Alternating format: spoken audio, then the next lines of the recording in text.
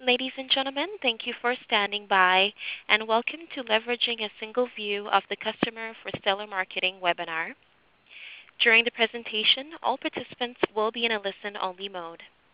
If you'd like to ask a question during the presentation, please use the chat feature located in the lower left corner of your screen.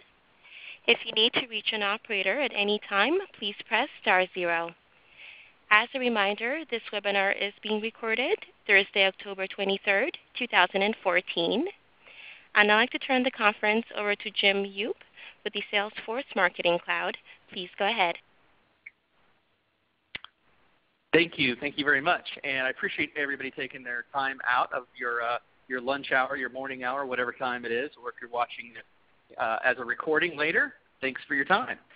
So this is a session today that is a part of a really fun and informative series that we've been running for the last couple of months, the Future is Now webinar series, where our focus has been about really how you connect the entire customer journey from beginning of your first contact with a potential customer all the way through the stage of acquisition, onboarding, engagement, and then retention. So we've covered a lot of ground so far.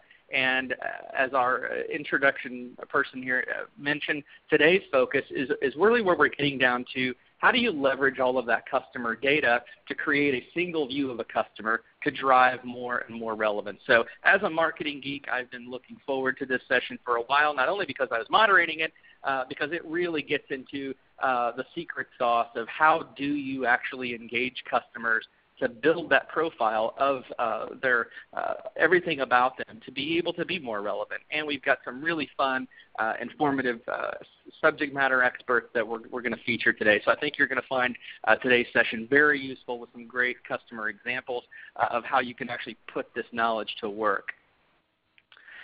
The series that has been going on, if you've missed any of them, this is the very first one that you've been able to catch. You can go back and review all of these. They're all online. You can go to the URL there at the bottom, the pages.exacttarget.com/futureisnow, or you can head over to our YouTube page. Our YouTube channel is where these sessions are published as well. So today's session, as we mentioned, will be recorded. It will be sent to you in your inbox, but will also be made available on the Salesforce Marketing Cloud YouTube channel. Now, this session is following up on our last session that we held, which we featured a great speaker and thought leader and author, Jay Baer, author of the book Utility, Why Smarter Marketing is About Help, Not Hype. And Jay spent some time with us, and if you missed that, I totally recommend not only getting the book, but going back and watching the session. But in the session the last time, Jay focused on 4 types of engagement: self-serve, radical transparency, humanity, and real-time relevancy. And today's session, we're actually going to show you examples of each of these and how we actually put them to work to help you build those profiles of your customers to build one-to-one relationships with each of them. I'm super excited to be able to feature today Sean Morrison from our marketing team. Sean is going to be our first presenter of the day. And he has just got a ton of experience as a senior marketing consultant here at the Marketing Cloud. He works with some of the best brands in the world on building out their customer journey strategies. So from the whiteboard all the way through execution and measurement and analytics and budgeting. So Sean has got a lot of experience to share with you today. His background really includes a number of digital marketing positions where he's been, and from insurance to financial services and other industries. So he's actually I couldn't believe this. He's actually working on his doctoral study. He actually was in microeconomics and econometrics, which I'm not even sure what that is, Sean, but it sounds like you're a really smart guy, which I knew from the first time I talked to you. So you've got a great person here in Sean who's gonna lead us off. Following up with Sean, we've got Laurel Kitson. Laurel's calling in today from Seattle, Washington, a beautiful sunny state and city of Seattle, Washington, of course. And Laurel is an expert in working with brands in the area of social media strategy. She's a blogger, and she also works with a lot of retailers and a lot of other industry brands as well to develop their top-down holistic life cycle marketing strategy. So I think you are all going to enjoy with the content that we've got for you today. And, of course, I'm Jim Yoop, and I love the fact that I have title there. I love it. I can just fill in my own. But I'm with the Salesforce Marketing Cloud on the product marketing team, and I head up product marketing for many of our products, including our new Journey Builder application, some of you may have heard of. So with that, I'm going to go ahead now and turn it over to Sean. Thank you, Jim. Rest assured, everyone, math will not be on the exam today, so we will not have to worry about any of that economic mumbo-jumbo. It's a fool's errand. I don't recommend it to anyone. What we will be focusing on today is really trying to put some of the concepts that Jay presented recently into practice. How do you take the expectations and those best practices of modern-day marketing and really apply them in a very different world than we've seen even in probably just the past 5 to 10 years? Just within that amount of time, we've seen a revolutionary shift in activity and accessibility of companies and brands via various digital channels. So now if we look in the social world, across Facebook and Twitter and YouTube and others, there are approximately 4.5 billion users out there leveraging these channels, interacting with each other and with various brands. Mix that with the fantastic shift that we've seen with mobile in just the past perhaps 5 years, and couple that with the projections that we'll be seeing 5 billion mobile devices, 5 billion smartphones just by 2017. That's right around the corner. It's going to be here before we know it. And it's not just the supercomputers in our pockets anymore. Connected devices are kind of the next phase that needs to be addressed. And, from toothbrushes to tractors to televisions to toasters, refrigerators that tell you when your milk is bad. We have all of these various products then connected to various sensors that are creating upwards of 1 trillion interactions and data points that need to be listened to, need to be addressed, and need to be recognized by brands. Because ultimately what's happening is that customers are interacting with us in a number of different ways. So there's the products and services that we provide. There's the social channels. There's our websites. Certainly a lot of attention recently for 49ers fans out there, the most connected stadium in the world in Levi's Stadium. We've got both physical and online stores. We have social communities. So customers are interacting in all of these various channels, and it's important that we, as marketers, really recognize them as a single individual, not necessarily just as somebody that we're interacting with in that particular channel. Anytime we switch to a different channel or different milieu, if you will, we really do need to make sure that we recognize Jane Smith on her mobile device as well as Jane Smith on our website and send Jane Smith the right email to count up with that. Now, thankfully, there are some products out there that help us kind of make sense of all of this information and help us actually act on the guidance that Jay provided as far as being able to be to serve and to help our customers rather than simply sell to them. So there are the various data management tools that help collect the data from apps, from connected products, from various data systems and so forth. Speaking, of course, of our contact builder, contacts model that kind of fuels customer journeys as we move forward. It really helps to create that 360-degree view of the customer, and that's what really brings us here today. We're able to actually put all of those pieces together for the database dorks out there in the world. Really, ultimately, we're creating that star schema with the customer at the center and then all of the associated information that goes along with them kind of spidering off of that. Now, once you've created that, then it becomes actionable, and then you can actually start to personalize and address an individual across all those various channels and touch points. The trick, though, is that there really is not a particular magic process or a genie that you can call upon to make this happen for you.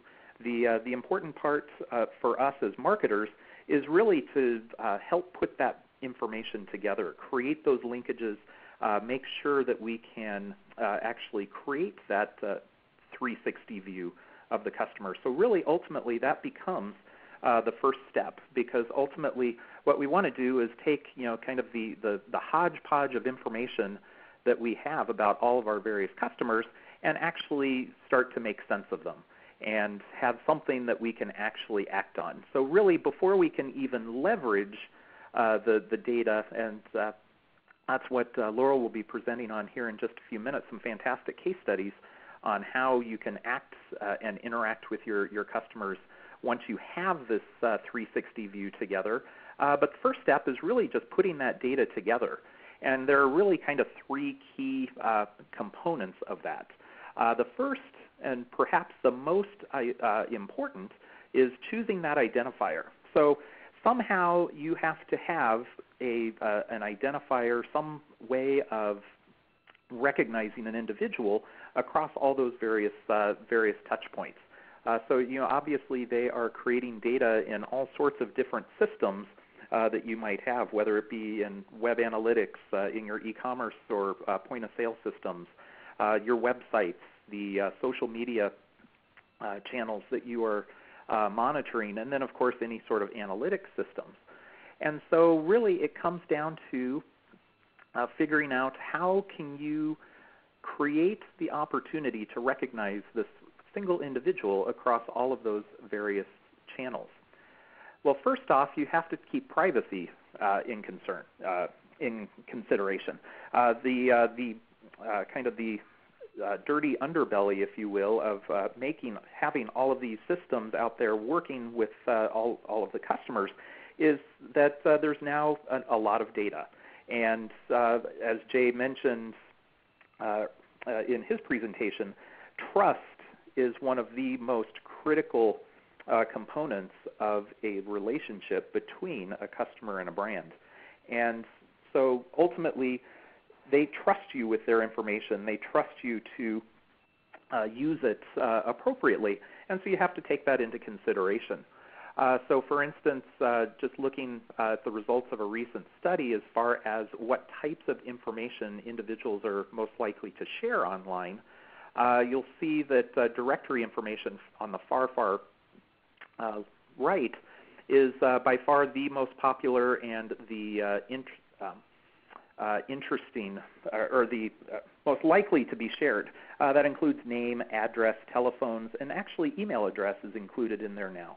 If you look at the far left, the things that people are most likely to keep close to their chest are the personal digital data that's out there, the actual emails being sent, photos that they've taken, the connections to their social media profiles and such. So on the spectrum, really you have to recognize exactly what people are willing to share, and ultimately that becomes the kind of the first kind of checkpoint with regards to determining a particular identifier. Are people actually willing to share that bit of information about you, about themselves? The second one is it useful? Is that piece of information something that can actually be actionable downstream? So is it, for instance, looking at a lot of retail loyalty programs, they tend to be phone number based. If you forget your card, you can simply provide your phone number at the register. However, the question I have is, when was the last time you did a detailed calling program? who leverages teams of outbound telemarketers anymore to reach your customers, unless, of course, this being election season, I'm sure we're all receiving plenty of campaign calls and searches for donations. Is the identifier something that can be leveraged in multiple channels? Again, going back to all the various devices and methods in which people can actually identify with and interact with the program, then it's going to you have to have something that's going to hold up across all of those various touch points. And last but not least, since we're trying to identify individuals, is it something unique to the customer? Is it something that's you're going to see a lot of duplication within the system once you choose it? And for those keeping score at home, one of the things that's probably most common, and you've probably come up with it already, email address tends to be a fantastic identifier that gets used across many channels. So you will see that fairly commonly across a number of providers and a number of brands that create online entities, in that it allows you a chance to authenticate that individual on a website. From there, you know that they've taken certain actions or having certain interactions on that website. And then you can even follow up with them with communication if they've opted into your email marketing program, and be able to communicate with them to show them other things that they may be unaware of. Now, one thing that you will likely notice on here as well is that there are a lot of brands out there that do leverage social sign-in, signing in with your Facebook, Twitter, Google Plus profiles. And some brands, depending on the particular arena that they're in, can have some success with that. But do keep in mind that those are the connections that individuals are least likely to share. And so having that backup of email is always going to be a trusty source. Even when it comes down to financial transactions, here we have an account sign-in for Square. So now that you've got that identifier, it is important to think cross-channel and how you can start to interact with those people and get them to identify themselves in various channels so that you can make those linkages across them. One great example, I think, is the Target mobile app. So on the Target website, of course, individuals are creating their shopping accounts, and you give an email address with there. Obviously, then there is the mobile app that's fantastic with Cartwheel and such. They've actually gamified the shopping experience through their mobile app, so you can earn badges and show just how much money you spend at Target and how frequently you go there. But of course, when you earn a badge, you want to share that and, of course, brag to your friends that you've earned something that perhaps they have not. And so that creates then the incentive to actually link then the email address that's linked to the mobile app to now a social profile. And so now you actually are able to identify that person across 3 different channels, all with information that they have shared. And once you're able to actually create that social integration, it really does open up some fantastic opportunities with regards to targeted advertising. And I'm not going to spend a lot of time here. Laurel has a fantastic use case that she'll be speaking to here in just a little bit. And last but not least, to actually get them to provide that information, once you've got that identifier, once you're working in multiple channels, really you have to elicit that information from those individuals. So really it's all about creating the value exchange for providing that information, rather than buying a product or where money is exchanged for a physical good. Here we're just trying to convince them to give us more information. So you need to create value and convenience for the customer for that. Again, we're helping, we're not creating hype, to borrow Jay's vernacular. And so one fantastic element, or one example I think that's been done very well is Amazon. So there is now an incentive that you can actually put your Twitter handle into your Amazon profile. And if on Twitter you see a product link back to Amazon, whether from Amazon or one of their selling partners, you simply reply back to that with the Amazon cart hashtag, and instantly that product is added to your shopping cart, and the next time you happen to go to Amazon.com, you can actually complete the transaction at that point. So if you're keeping up on news, if you're kind of checking in on the daily tweets, you can simply, with a quick reply, take care of the shopping aspect and then complete the transaction when it comes time.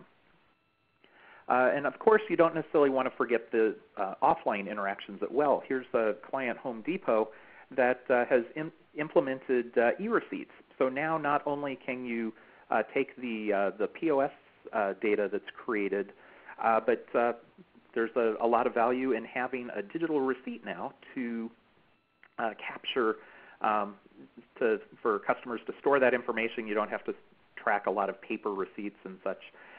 Here they're then capturing after you've already provided the email address for the e-receipt, they're providing the opportunity to opt in for their email program to get coupons and promotions via email.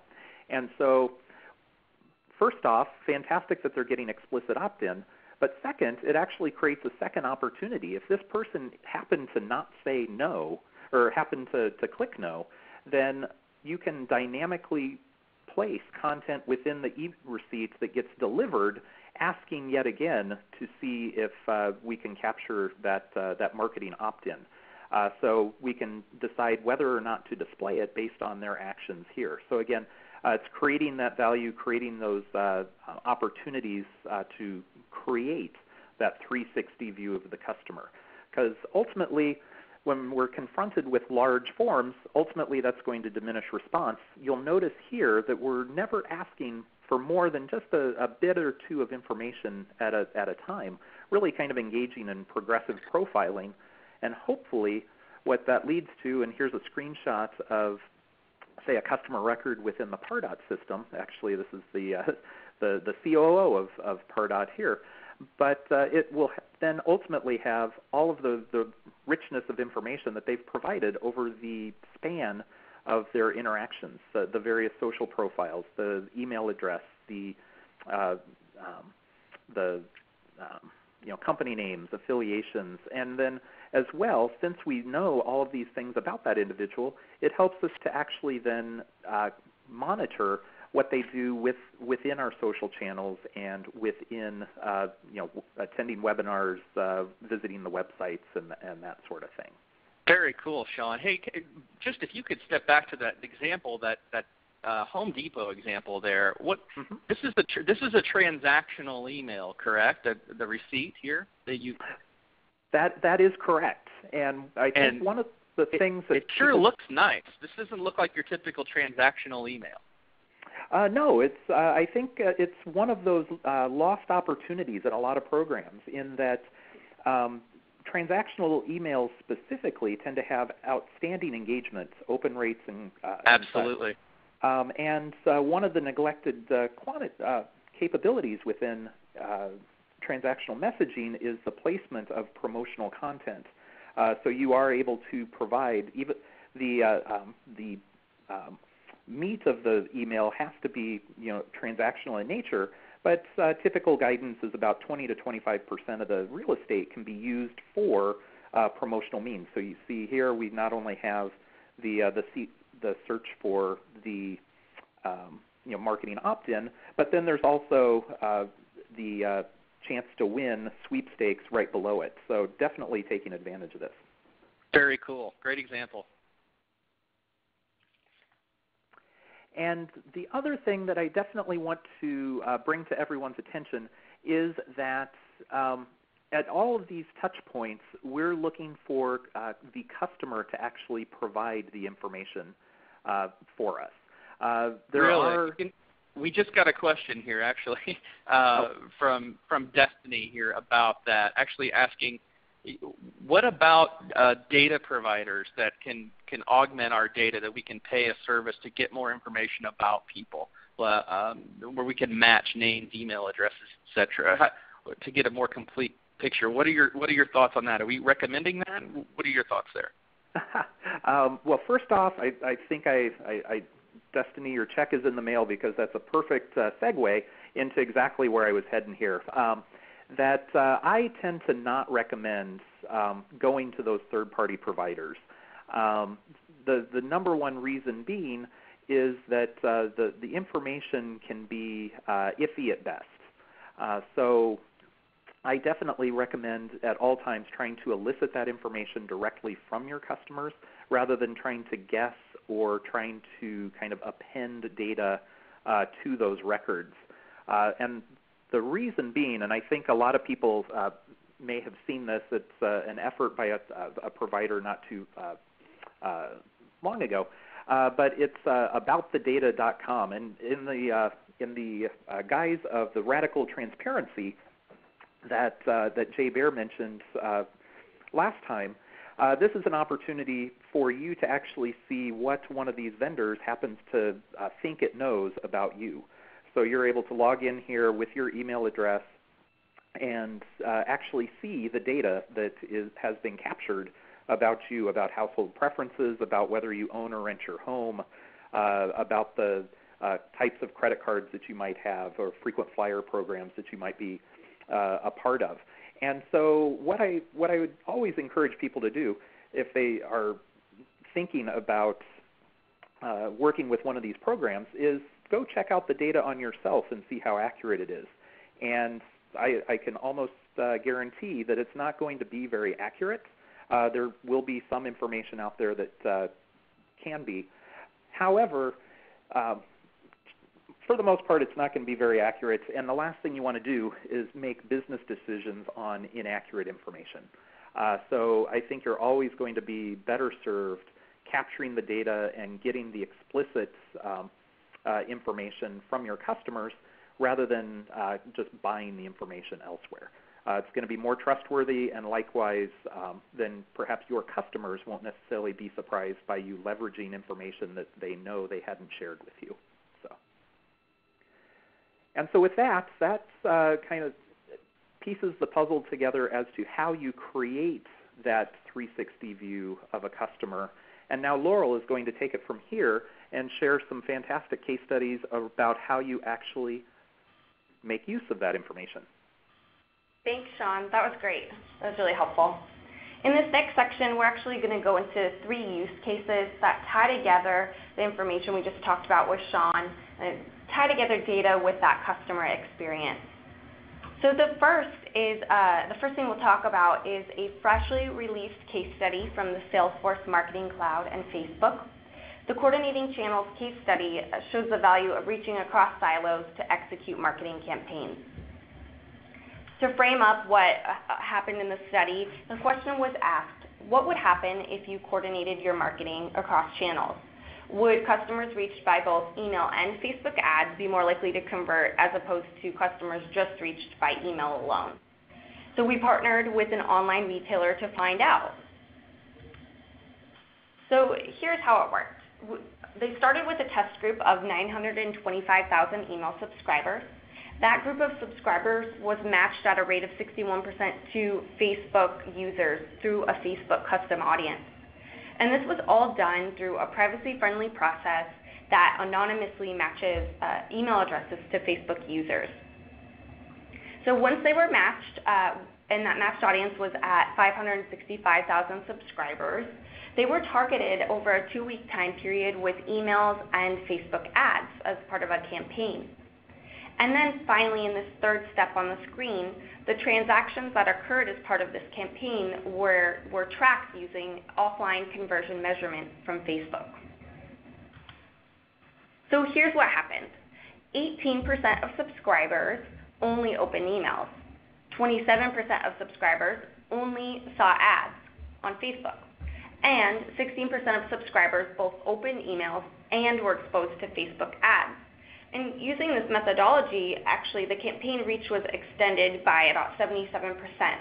That's really interesting, and that's cool for us as marketers on the line. But the big juicy fact that really came out of this study for me was that when reached with Facebook ads, email openers were 22% more likely to purchase. So this is, in this use case, 22% more likely to purchase. Additionally, email openers were 8% more likely to click on an email if they had seen a Facebook ad as well. So that's really great data. I think that we can take and give us a reason to try to do something like this on our own program and leverage data across silos to really go for the KPIs that matter. And that's really conversions when it comes down to it. Absolutely. What a cool story. Laurel, I actually just got a couple of questions here. You must have hit a very sensitive area here. Lots of questions popping up. I've got one here from Sam. Can you explain more about how privacy is maintained when matching email addresses to Facebook? Absolutely, and that's a really good question. One of the first questions that comes up when we talk about this case study. So using custom audiences, that's a Facebook feature, an email brand, so let's say your brand, you would hash your emails as they go into Facebook. So at all times, your emails and your user data is private and anonymous. And that really keeps everything safe in that way. So they're privately matched to Facebook users, and there's no concern for you in that matter. And actually, Facebook has some really great resources on that too. That would be great to look up if you want more information on that. Great answer. And another one here, a follow-up here from Daniel. What service matched your emails to a Facebook custom audience in this use case? Sure. So actually, we have a product called Active Audiences. Using Active Audiences, the retailer in this case, they determined audiences in their Salesforce Marketing Cloud database. Then from there, they used social.com, an ad service, to create ads, and then really the product that matches the email address to a Facebook user is a Facebook custom audience. So that's all done natively through Facebook. So in this case study, great, yeah. So on the right-hand side, you can actually see all of the products that made this research possible from Facebook and both the Salesforce Marketing Cloud. Excellent, thank you. Sure, thanks, Jim. So again, if you want to learn more about this, please check out the Coordinating Channels blog post on the Salesforce Marketing Cloud blog, or check out the Facebook IQ blog for more information. So next up is use case around seamless marketing from in-store to online, and we're going to talk about a topic that Jay talked about as being helpful in your marketing. So Sephora is, they kind of take a page from Jay's book with their Sephora Color IQ service. So essentially this service allows you to walk into a Sephora, get your skin tone identified and matched to a color in their skin tone library, and then they make it easier for you to shop their some like 1,500 products because you can shop by your exact skin tone match. If you've ever walked into a Sephora, it's actually kind of daunting because of the amount of product and the amount of brands available. So using a device like this, and I've actually had this done, but I did not include my picture, it's not as glamorous. Using a device like this, a Sephora associate will find out your skin tone, your color IQ, and then they add that information to your Sephora account by walking you over to a kiosk, having you enter in your email address, your unique identifier for Sephora. And you can even email yourself your color IQ, and you can type in the recommended products that the associate has been talking to you about as you've had this little consultation in the store. It's really engaging, it's really unique, and I think it's a great differentiator for Sephora from other competitors. So you had that service done in store, and now you're shopping online. Well, you can actually shop all the products online by your color IQ as well. So this is that's my color IQ, just so everyone knows. But this is for shopping for this particular product. I can find exactly what is the best match for me. And according to the Sephora associate who helped me, they actually allow you in store to come in and you can find competitor brands, brands that are not sold in a Sephora, you can actually find their products too. So for example, Sephora does not sell MAC products. MAC is a competitor to them. But I can go into a Sephora, I can go to that kiosk that we spoke about, and I can look up a MAC product that I use and the color that I use, and then I can compare that MAC product to Sephora products. So that's really helpful for me if I want to buy a product from Sephora instead of MAC. And the reason that you would want to do that is because Sephora has a really excellent loyalty program. So they're making it super easy for you to come over to Sephora and join the fold and get points in their loyalty program because they're helping you figure out the right products for you. So this experience is really great from online to offline. I love it. It's a super seamless example. However, it's not enough, and we talked about this in Sean's section, it's not really enough just to enable on one or two channels. We really have to think cross-channel and all-channel. So this is the email I received the day after I did the Color IQ service in a downtown Portland Sephora. So the email I get the day after actually asked me to go get shade matched with Color IQ, and if I were to click that tout on the bottom of the screen, I would go to an informational page on Color IQ. Well, for me, that's not enough anymore. That messaging really isn't good enough now because I know they have my information and I had that great personalized experience in store. I want that on my email account as well. And consumers are kind of starting to expect that if you know information about them, they should be getting the products that are tied to their Color IQ. So that's an example of how a really seamless marketing experience can become a so-so marketing experience when data isn't available across channels. So thinking about this cool Sephora use case, I identified 4 things that I wanted to bring up in this call that are opportunities for all of us for our business. So first up is dynamic content in email. It allows us to show the right information at the right time when someone's opening our email. Online merchandising is in that similar vein. If we know what customers need, let's show them the right information from the moment they hit our online site. And some of our clients have begun to do this with predictive intelligence and really starting to get to that one-to-one messaging goal.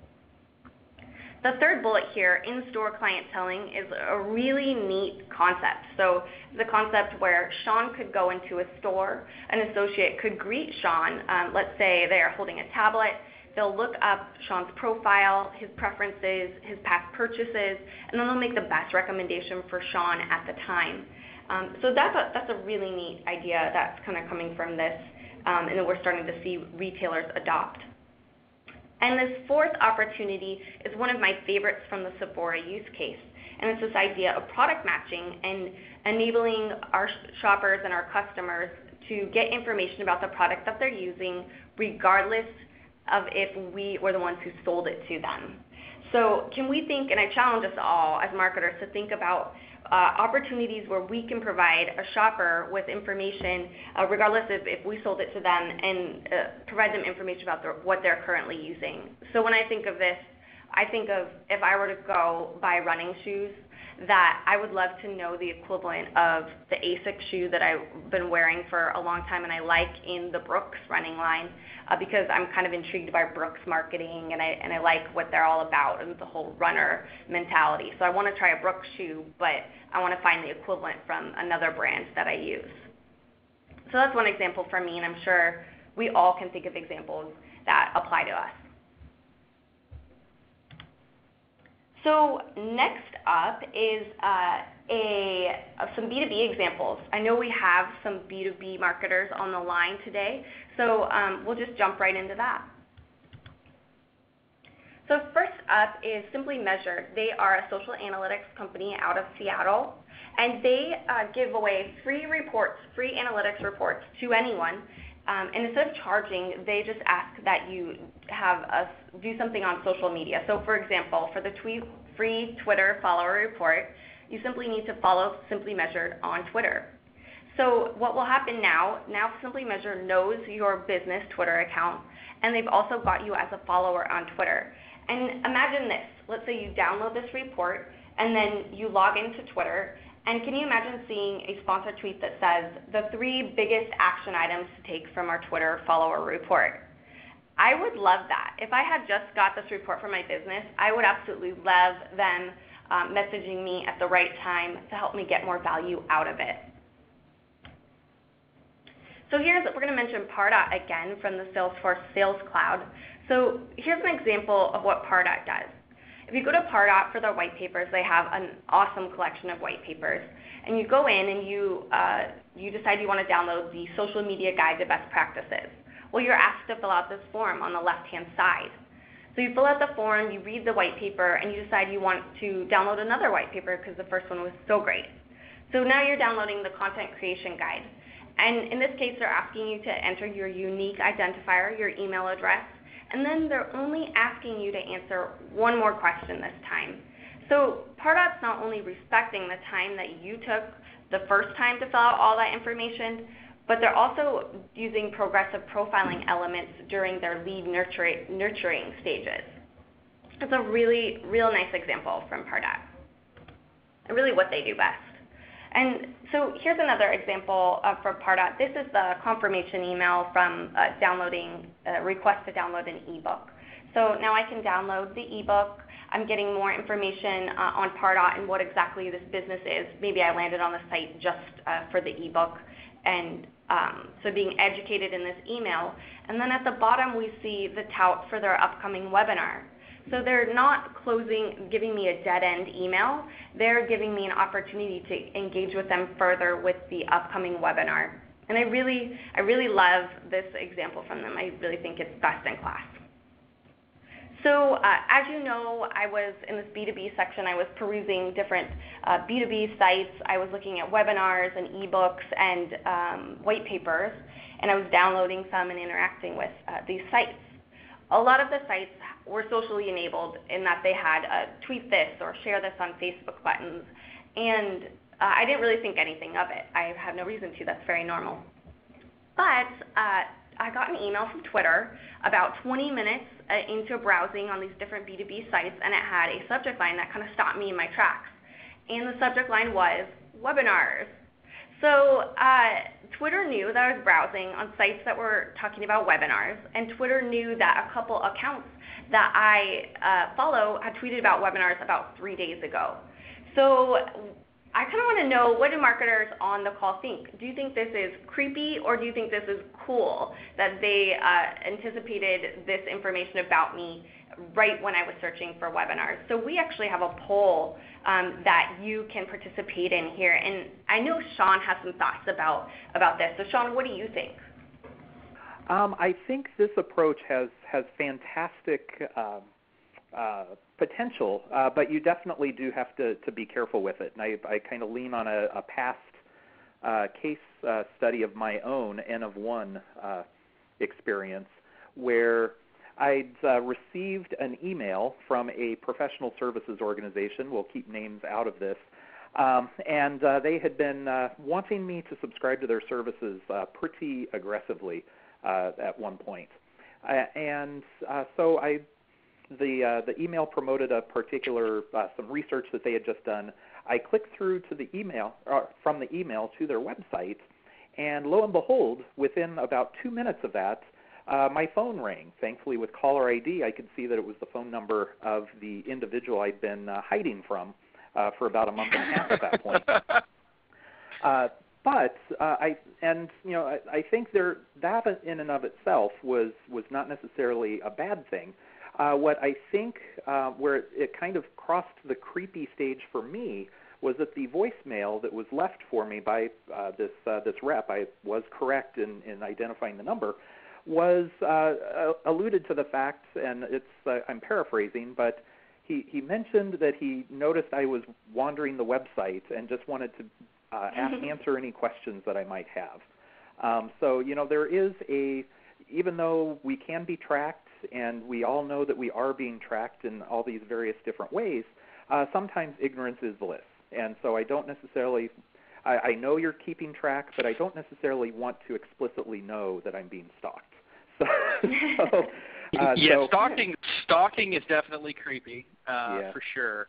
So I think in the B2B scenario there of an actual outbound call, I bet we would see about 80% clicking the creepy there. I think on the digital side, I think our audience here on this webinar, being largely digital marketers, probably a little bit more clicks on the cool button. But interesting. I don't know if everybody can see the the results, the percentages, but we're there's definitely, it looks like about almost two-thirds, about 60-40, creepy to cool here. So keep that in mind. Some free market research here for you marketers listening today.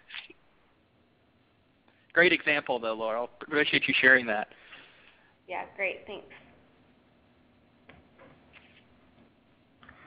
So we can actually, Jim, we can move into open questions. It up, yeah. Absolutely, cool. And I've got a few here. And if you'd like to ask questions, please post it. I've got a few more. I had one question. There was a screen that showed a gentleman with a profile screen, a customer contact record screen. Sean, they asked, where did that screen come from? Was that something you just created, or did that come from a component of the Sales Cloud or the Marketing Cloud? Is that a part of one of our solutions? And yes, it is part of one of our solutions. That screenshot itself was a screen grab of a customer record within Pardot. So yes, that is baked into the cloud. Very cool. And Pardot being our go-to solution for B2B marketing automation, anything related to a salesperson being involved in the relationship where you need things like lead scoring, lead nurturing, that sort of thing. Yep, correct. Great, cool. A couple other questions here we could hit. I've got one here, a great one, from Kathy about having access to, they have internal data sources where they have private health information from their internal sources. What's our recommendation on asking customers to provide them that data for use in campaigns? Any thoughts on that? I know that can be a tricky subject depending on your industry. Yeah, it does get very very tricky, and there are laws against the use of PHI in advertising and so forth. That being said, there are ways that it can be leveraged without necessarily violating any rules or trusts. So you can leverage it for segmentation sometimes. I look at some past experience in back when I was in the health insurance space. Obviously, keeping people around and paying premiums is advantageous. And so if we could see through our claim systems those individuals that had not filed any claims, had not had any procedures done, those types of things. And our research showed that if you use your coverage, you're more likely to keep it, and you're more likely to then pay your premiums ongoing. And so we would put in touch points that would actually remind those individuals that had not made claims yet to take advantage of the coverage that they were paying for. So there are ways that you can leverage that for some things. If they haven't necessarily explicitly given you permission to market based on a particular chronic health condition or something along those lines, you would want to get that information up front. You wouldn't necessarily want to derive, say, a promotion for diabetes test strips from say, physician records and those types of things. But if you can structure it in such a way that people explicitly give you permission to speak to them about losing weight, about maintaining their health, about diabetes management, those types of things, then absolutely you can take advantage of that information. Great point. Great point there. Yeah, that was a good point, Sean. I have a cool use case from one of our customers, actually, and this is bordering on healthcare, so but it's just what comes to mind. But Invisalign braces, if you were to go to their website, they actually have they take you through like a quiz to say what is your age, what are you looking for, what type of teeth issues do you have that you want to fix, and they take you through that quiz so you can get the right information for you and right information to find a provider in your area.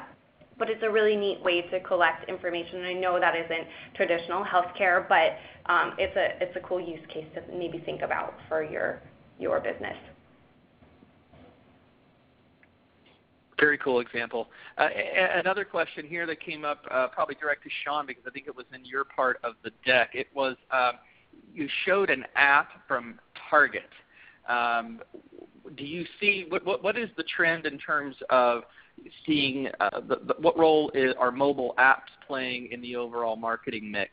Is that something just for big companies, or are you seeing more people implementing apps, and how? People are definitely.